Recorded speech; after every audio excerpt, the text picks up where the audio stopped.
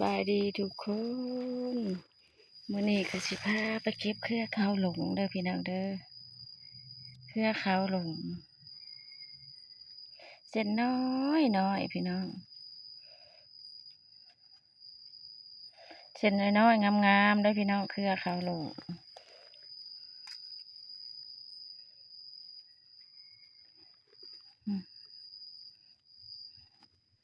มีเส้นสันแล้วก็เส้นยาวงามได้งามดีพี่น้องสรรพคุณมันก็ยังบ่มีมองบ่มีอันมีสรรพคุณอยู่แต่ว่าเพิ่นสิเอาไปสู่เฮ็ดเครื่องรางของขลังเด้อพี่น้องเด้อค่ะขายง่ายมือผู้ใดสนใจถักมาเด้อสิหาแล้วก็สิเก็บไปให้เด้อเครือเขาหลงได้หลายแต่ว่ามันฉันแหงพี่น้องมันน้อย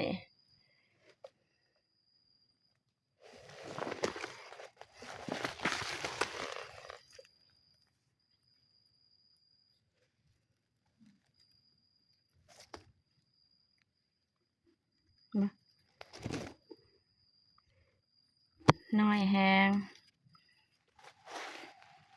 แต่ว่ามันก็มีปันเป็นบางหม่องเด้อพี่น้องเด้อ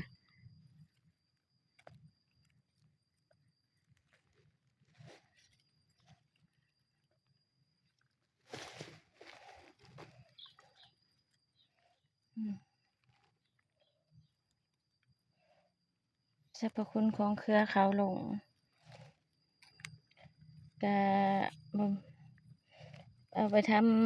ำพิธีเฮ็ดเครื่องรางของขลังเนาะพี่น้องเนาะผู้ใดสนใจสั่งเด้อเพราะว่าเพิ่นงามได้เพิ่นสิมี2สีเด้อพี่น้องเด้อสีดำเป็นตัวผู้แล้วก็ตัวเมียตัวนี้มันคือเป็นตัวแม่เนาะสีทอง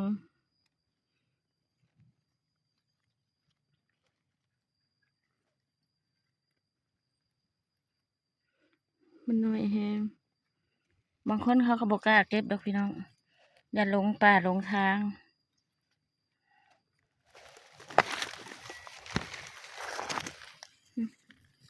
ได้อยู่แต่ว่าเส้นน้อย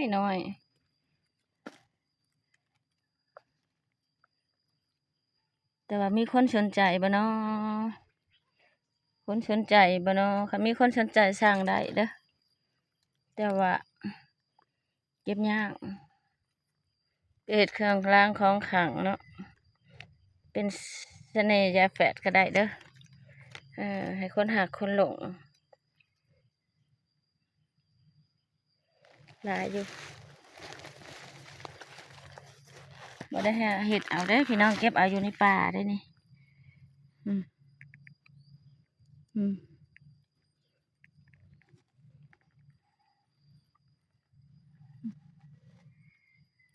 มันก็เกิดเป็นบางหม่องเด้อเก็บกับผู้ชมสิได้หลายดอกยุงหลายพี่น้อง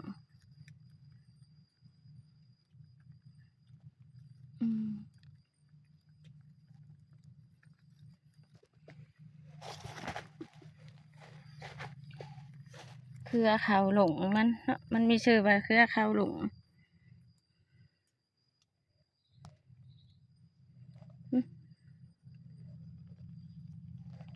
บางคนเขาบ่กล้าเก็บเนาะเขายันลงป่าผู้ใดสนใจสั่งได้เด้อมันก็มีเป็นบางหม่องเด้อพี่น้องเด้อบ่แม่นมีทั่วไปเด้อเครือขาวหลงเครือขาวหลงมีน้ำซื้อเครือขาวหลงมีตัวผู้แล้วก็ตัวเมียเด้อพี่น้องเด้อ